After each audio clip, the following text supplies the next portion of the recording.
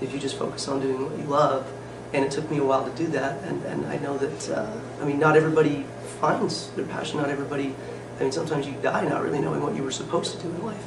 I'm just really, really happy and really, really fortunate that even though I got into music a little bit later, I found it, and that's really important to me. Oh, my name's Dan. I'm one of the principal singer-songwriters for a band called Big Otter Creek. We've been doing this off and on for about 5 years now, slowly but surely, sort of collecting members.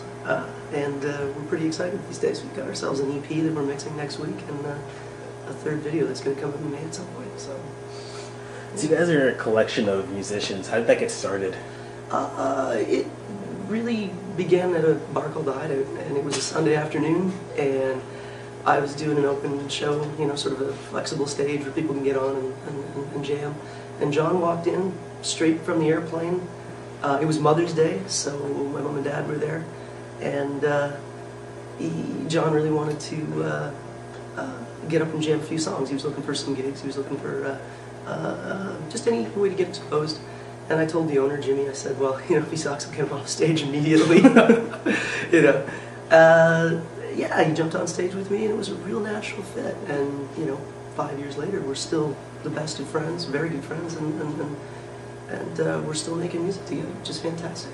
With your music, you guys have a sort of a harmony when you have your chorus and just throughout certain parts of your songs. So what kind of precipitated that approach to music? We do love harmony, and it was interesting because John and I historically have not co-written very many songs. It's only recently that we've started co-writing together. We brought a lot of our own material into the set list, and it just seemed to work. They all seemed to blend together. And for whatever reason, even though we hadn't written the songs with the idea that it would be harmonies, he was such a good harmonizer. He taught me how to sing, essentially taught me how to harmonize. Otherwise, I was just a dude with a guitar belting out some material, belting out melodies. And then we added a member when John went back to Auckland, New Zealand, because that's where he's from. I met a guy named Jake Sayans, and he really wanted to sing as well. So, you know, he started working with me, singing a little bit. You know, when John came back, Jake was described as the missing piece. So, you know, at some of our venues, some of our regular sort of fans would come up and say, you know, you and John, fantastic, but with Jake, it was the missing piece. Suddenly with the bass lines and the third harmony, boom. And again, it's not like we'd written anything specifically for three-part harmony. Boy, do we love it now. So how did you guys get involved with Music City North? Oh, Music City North was again a hideout story. Oh yeah. Jeannie was sitting at the bar having a libation, and Jackie introduced us. Jack from Frantic Fanatica. And you gave me a shot at Chahosky's a couple of weeks after that, and I think it went over quite well. Yeah. Yeah, because I'm still playing music for you. So what would you say is probably your favorite song to perform live? That would depend on how angry I am, how much I've had to drink, and how recently I've written this song. Fresh feelings tend to come out a little stronger, and with any new song, you know, you're going to want to kick the tires and see how the audience responds. That's probably the most honest answer. Generally speaking, because we're very close to our own material, and I love John's material, and I think he loves mine. He still participates in the songs. It's implied. But I mean, I really love something that we're launching in May. It's part of the EP. It's something called "What Am I to Do," and that's a song that John's written that we just nailed down, and it just feels so good. And I just harmonize on it. I just love listening to John sing that song. And right now, that's the one that I just want to play every night. So what song would you suggest for new listeners would be a great gateway into your band's music?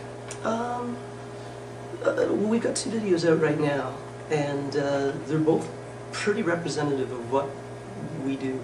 One is a song that John co-wrote with a guy named Tommy, who's from Colorado, which would be another great reason to go to Red Rock. And it's called "When I Get to Heaven," and it's a gospel. It's a real heartfelt thing, and that's one that he co-wrote with Tommy.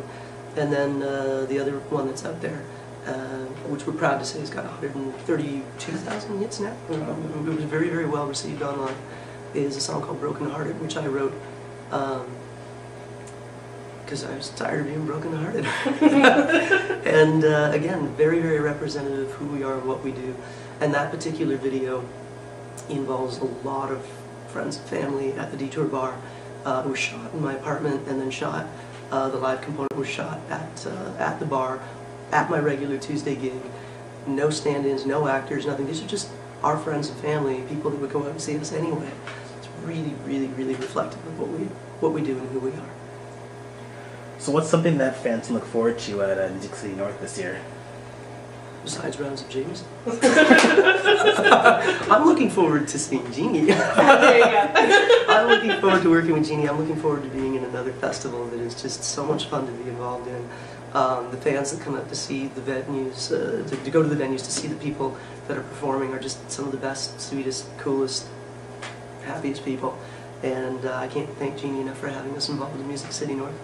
And I can't thank her enough for building such a great base.